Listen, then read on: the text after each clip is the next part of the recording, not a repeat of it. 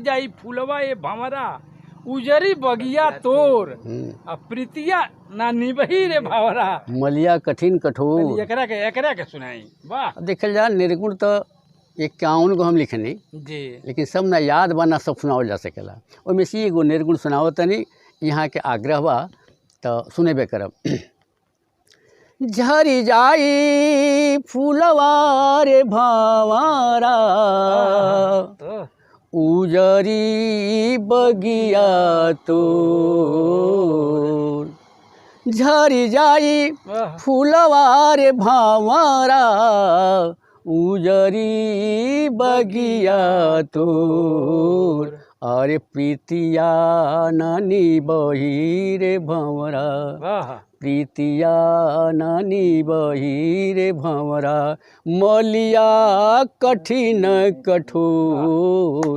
प्रीतिया नानी बही रे भंवरा मलिया कठिन कठोर। रसवा के मातल भंवरा भर मेल चारू।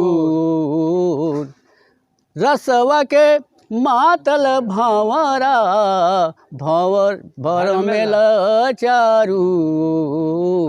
अरे अचके में आई रे मलिया अचके में आई रे मलिया ले फूलवा तोर। अचके में आई रे मलिया ले फूलवा तोर।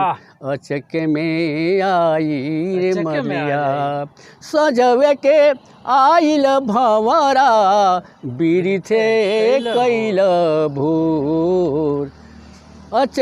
अरे सजवे के आइल भंवरा बिरिथे कैल भोर।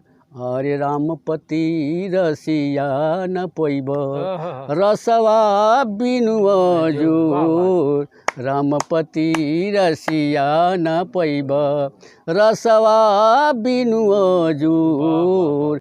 प्रीतिया ननी बही रे भंवरा डाढ़ी पात टूटी रे जाई उखरी सगरी सोर।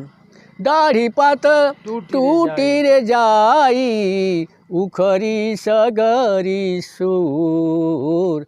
अरे माली के लगावल बगिया माली के लगावल बगिया मोलिए ले बटूर।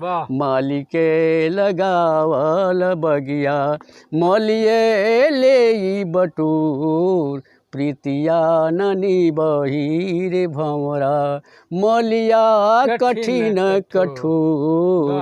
प्रीतिया ननी बही रे भंवरा। रसिया जी के रचना के सार्थकता ही बा कि हमरा गांव में ले हमरा गांव के अगल बगल राती खान को वो 12 बजे राती खान कीर्तन होला तो ओइमे रसिया जी के निर्गुण के धुन सुनाला। रसिया जी के निर्गुण के तमाम लोग गावेला। इहे कवि के सबसे बड़न सार्थकता बा कि ओकर गीत लोक रस में बस जा। तो रसिया जी के गीत लोक में एकदम बस चुकल बा। बहुत बढ़िया रचना यहाँ के बाटे।